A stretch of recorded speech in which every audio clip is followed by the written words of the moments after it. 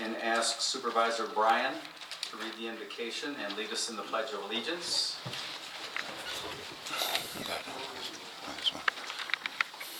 Lord, please help us pray to achieve world peace, stop this senseless bombing, taking human lives and destroying property. Help us during this budget process to come up with a fair and equitable budget. And please remember on November 11th, Veterans Day, for all of our armed forces and for those who were killed in action. Pledge allegiance to the flag of the United States of America, and to the republic for which it stands, one nation, under God, indivisible, with liberty and justice for all. Born and unborn.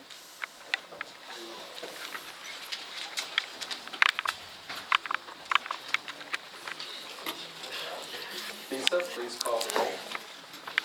Beaver, Bobbsey, Bontemp, Bryan, Clayson, Prairie, Cullen, Davis, Holman, Knudsen, Levy, Mawhinney, Peer, Pennycook, Rashkin, Schneider, Schultz, Stevens, Sutherland, Sweeney, Tillman, Towns, Whitledge, Wilson, Winter, Woodman, Zajac, Zorro, Boswick. Here. 22 present, 7 absent. Thank you. Next item, please. Next item, item 4, consent agenda. 4A, adoption of agenda. That is the end of the consent agenda. Any questions on item on the consent agenda? Any objection to items on the consent agenda? Seeing none, consent agenda passes. Next item, please. Next item, item 5, public hearing. 5A, public hearing on the 2024 recommended budget. When we call your names, please come up to the podium. You will be given 3 minutes to speak. We are extending that since the budget is so important. We will call your name. Please state your name and municipality. We will have a call on deck also. Our first speaker is Ty Bollerud. On deck is Sally Horton.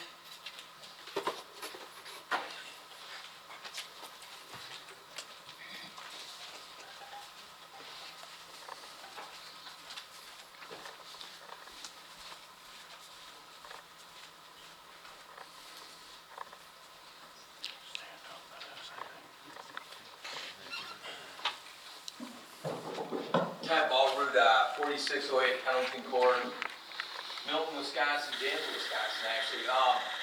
There's $1 million that was asked from the city of Janesville to, well, I think it's a $53 million budget for the ice arena.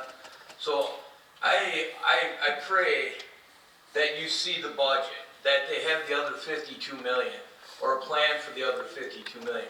Because investing in a lot of Janesville plans is a loser.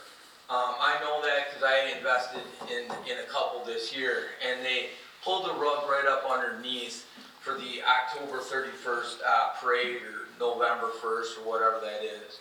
And I don't understand why. I really don't.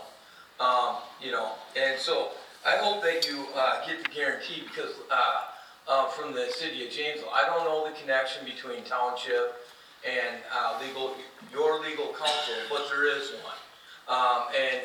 We'll give a copy of that. I'm going to talk about that in the non-budgetary area.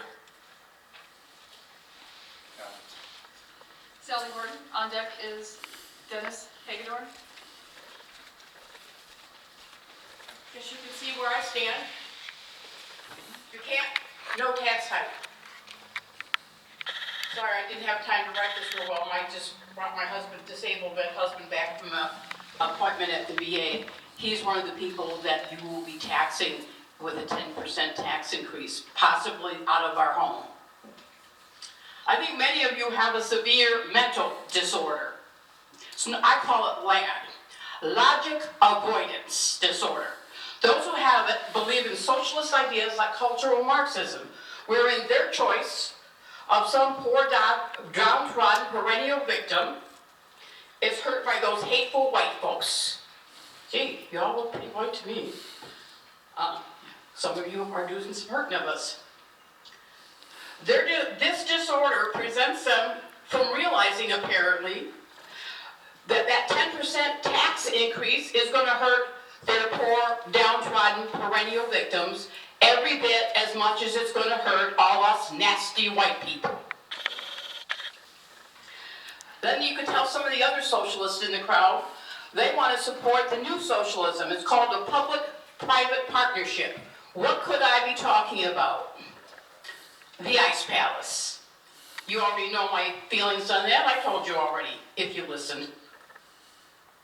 This is where capitalists get to eat the profits, and we the people, the proletariat that socialists are always trying to defend, get to eat the losses. And the city of Janesville has already admitted there will be 5 years of losses, if we're lucky. Delaying facing logic is another symptom of this disorder that I have seen. I happen to know that a resolution to have a zero tax increase budget was presented to Chair Boswick in June. I don't know which meeting, but it was presented. This was not anything binding, it was just, let's have a study. Let's see what we can do and come together. Like I said, not binding.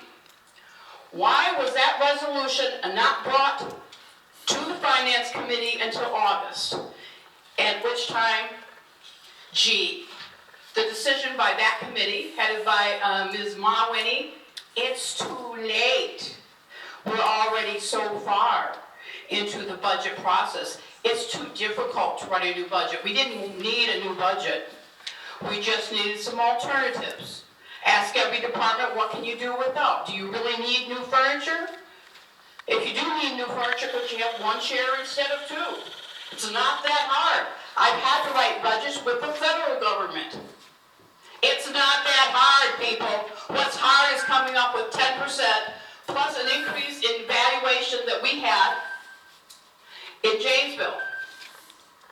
By the way, why are the schools giving money if they are so broke that they also needed a tax increase?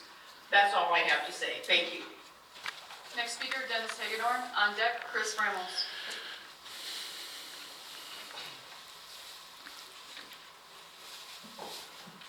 My name is Dennis Hilgendorf. I was appalled this morning when I see that Governor Evers gave $15 million to the ice arena, and the title of the article was, "It's fully funded." I'd like to see that list of everyone who's fully funding it, because the last I heard, 15 million didn't go very far on it, and that was for not even a complete ice arena. Our taxes are already high enough down here. I come from Dane County, where taxes are outrageous, and I thought Rock County would be better. I'm finding it's worse. Just in taxes alone, you have a $12 million increase in spending in this budget, with $7 million coming directly from tax hikes. That is not sustainable in this city or in any city across the country. You can't tax your way out of stuff. And it's not, all of you will be long gone before the next board and everything comes in, and they're going to be blamed for it. Well, we all know who is on this board, and we're holding you accountable. That's all. Thank you. Next speaker, Chris Ramos. On deck, Larry Hagelstack. I'm a Janesville resident. I'm also a father of 3 girls, and I've served on multiple boards, including the JACBB. I worked with nonprofits in Rock County for about 25 years in some capacity. It's my pleasure to serve currently on the newly formed YWCA Development Committee. We're building strategic plans and structuring meaningful growth for the YWCA. I've watched a community member as the YWCA has continually, day after day, year after year, served a need in our community with dedicated staff working within challenging budget constraints. But now is the time for all of us to see the true potential of the YWCA and help with their structured growth. They're embracing a vision fund coupled with a solid strategic plan. They've shown through the years to not only be good stewards of dollars from donations and grants and fundraisers and city and county funds, but they've also had a great vision for what is an evolving need in our community, specifically in our families and our children. The YWCA is not only a resource for those who find themselves in situations beyond their control. It's also about empowering our youth and empowering those who find the YWCA is now an important part of their family structure. Now, I would prepare statistics and could review data, and I could tell you all about fundraising goals, but instead, I just want to say that the YWCA is here for all of us. And I ask the gathered board to please come together and show that the Vision Fund is not just a whiteboard wish list at the Y. Their future growth is not just something that they can hope for, but I ask that you help make it a reality.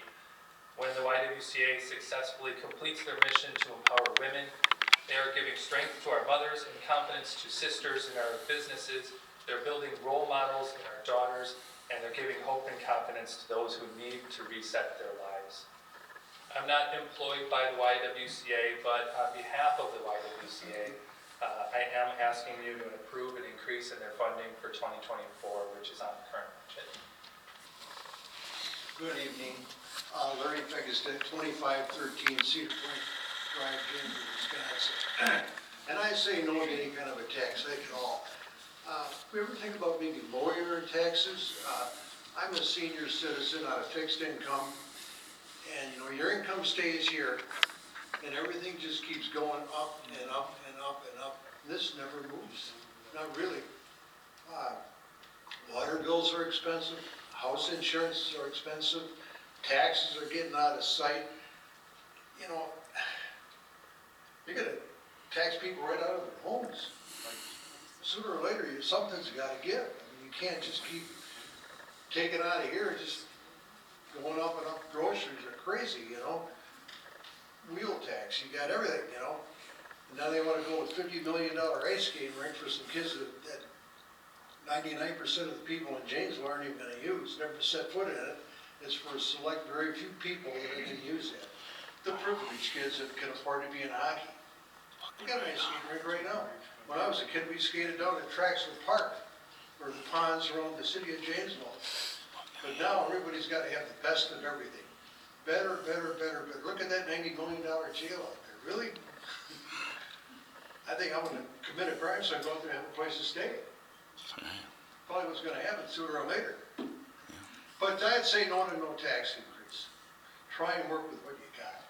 Enough's enough. Thank you.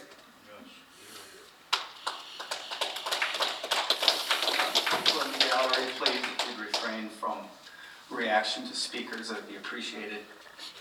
Lisa Burnside, on deck is Heidi Thank you. Vinegar. Thank you, Board of Supervisors, for letting me speak tonight. My name is Lisa Burnside, and I live in Janesville. I've been down here since April of 2020. I love the community. But what I do want to speak on is behalf of how a lot of retirees, and I am one of them, that we have fixed incomes, and taxes never seem to stay steady. I can handle a 2%, 2.5% increase year to year. That is really not that bad. Even our government gives increases time to time to retirees to help keep up with those means. However, when you're probably looking at that each homeowner is going to be facing 10%, and my values went up a lot. And a lot of people's values went up. Why? So that the county can look like they're rich and they can borrow. And they can borrow and borrow and borrow. And eventually that catches up where we all have inflation. And we all want to say that it's probably not as bad as what it really is, but it is. And actually we should have had some legislators that actually should have passed law in order to give back the CARES Act money. $10 billion to all the states. A lot of that money these governments are sitting on, just salivating in order to see how they can spend it. And when that's spent, that's gonna boomerang back, and we're gonna see a hyperinflation like you've never seen. So I just wanna speak on behalf that I didn't realize that our governor could spend $15 million on little pet peeve projects that a majority of people are not gonna benefit from, but a lot of these rich businesses that will be able to line their pockets. and probably share with their politicians. So thank you.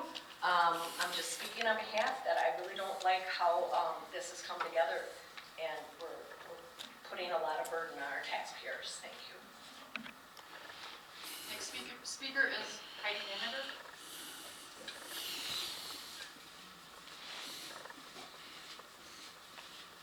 Thank you. Hello, my name is Heidi Deininger, and I'm currently the Executive Director for the YWCA of Brock County. Began working for them August of last year. Been working in nonprofits for about 30 years.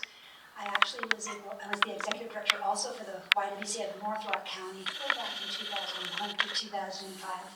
I moved here from Honolulu, Hawaii in 2001. I married a guy, Jeff Deininger. And we met out in Hawaii, and then we decided to bring our kids here to Rock County and call this our home.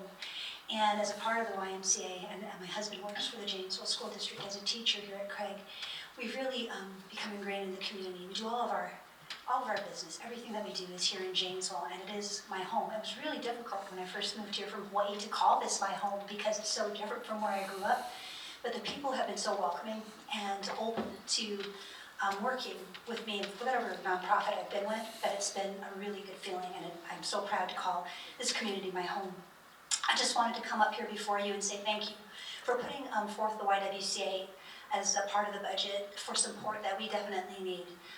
We have a plan, you heard Chris talk earlier, a strategic plan to really move us forward over the next few years, to have a plan to become sustainable.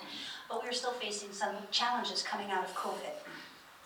And we suffered a significant loss of funding that we received for years. And the funding cycle went June to June, or July to June. So it happened this year when we suffered that loss in July. And we're really working hard as a team and a group of staff to move ourselves forward, past those challenges. The two biggest challenges we've had that affected was our shelter and our care house. And as you know, the shelter is emergency domestic violence.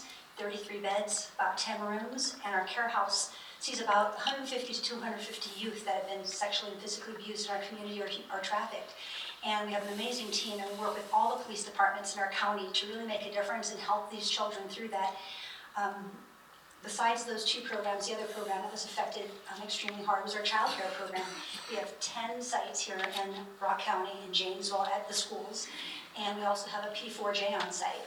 And loss of that funding is also affecting those sites, and I think it's been made known to the board that across the country, COVID really affected childcare in our community and the ability for most of our childcare, nonprofit or for-profit, to make ends meet. So I just want to say thank you for allowing the YWCA to be part of this process, and to think about all the good work that we do in our community, whether it's with our transition housing, our domestic shelter, our care house, our child care programs, K through 5, and our P4J, and also some of the other things that we do for the immigrants in our community to really learn the language and become citizens of the U.S. That's a growing program, and we're really trying to help in that space. Thank you very much. That is the last speaker signed up to speak for the public hearing on the budget. Is there anyone else that wishes to speak? Yes. Please come up.